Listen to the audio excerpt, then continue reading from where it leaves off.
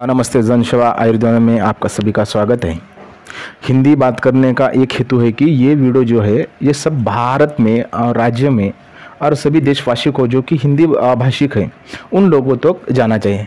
जैसे कि जनसेवा आयुर्वेद में कैंसर बिना कीमोथेरेपी यहाँ पे इलाज उपलब्ध है कि किडनी डायलिसिस जो कर रहे लोग उनका इलाज यहाँ पे डायलिसिस करने की ज़रूरत नहीं गिरेगी।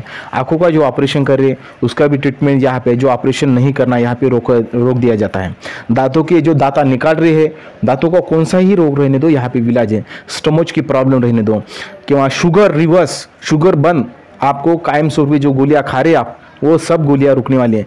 बीपी की जो गोलियाँ हैं हर रोज़ खा रहे वो भी बीपी की भी रोक रहे हैं। और इसी तरह जो बीमारी है आपको वो हमें एक बार फ़ोन करें। आज हमारे साथ जो नांदेड़ से आए हैं जिनको यूरिन ब्लडर में कैंसर हो गया है, जो उसके बारे में उन्होंने अपनी जानकारी देने वाली है। बोलो।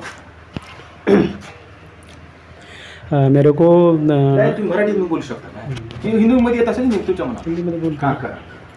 हाँ, तो मैं नांदेड़ का रहने वाला हूँ और मुझे गए दिसंबर से कैंसर ब्लैडर में कैंसर हो गया कि वो उसको मेडिकल केस में सीए ब्लैडर करते हैं, तो वो सीए ब्लैडर का मेरे को कैंसर है।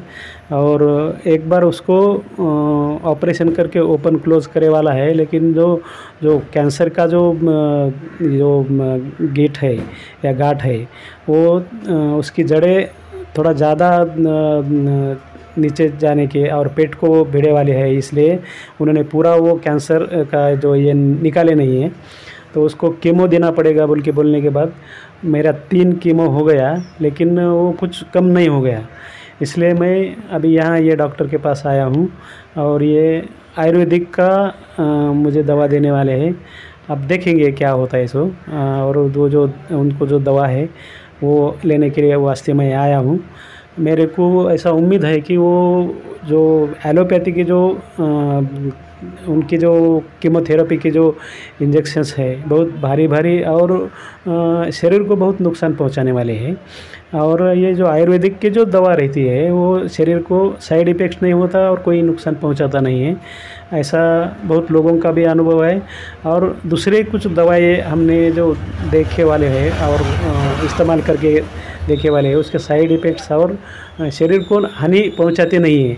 इसलिए मैं ये डॉक्टर के पास से मैं दवा लेने के लिए कैंसर का, ब्लैडर कैंसर का दवा लेने के लिए अभी यहाँ आया हूँ। तर मला ब्लॅडरचा कॅन्सर आहे, मागच्या डिसेंबरपासून मला निदान झालेलं आहे आणि कॅन्सर असल्याचं निदान झालेलं आहे।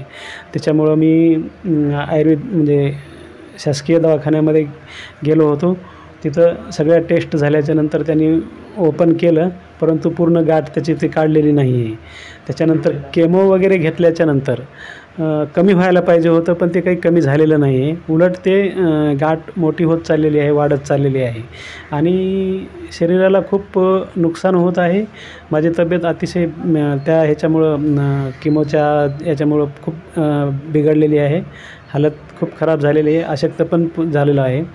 तेव्हा बिमारी तर कमी होत नाही आहे, पण शरीराला खूप मोठं नुकसान पोहोचायला लागलं आहे।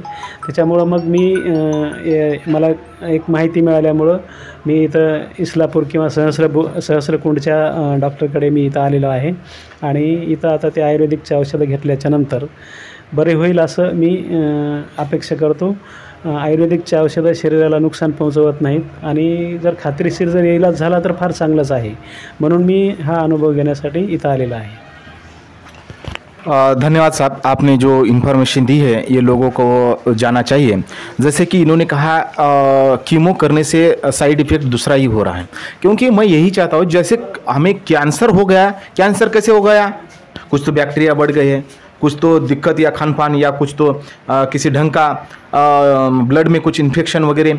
इसी तरह से जैसे कि नैसर्गिक तौर पर आया है कैंसर, हमें बीमारी कैसे नैसर्गिक तौर पर आई है, तो हमें वो भगाने के लिए क्या करना पड़ेगा नैसर्गिक तौर पर।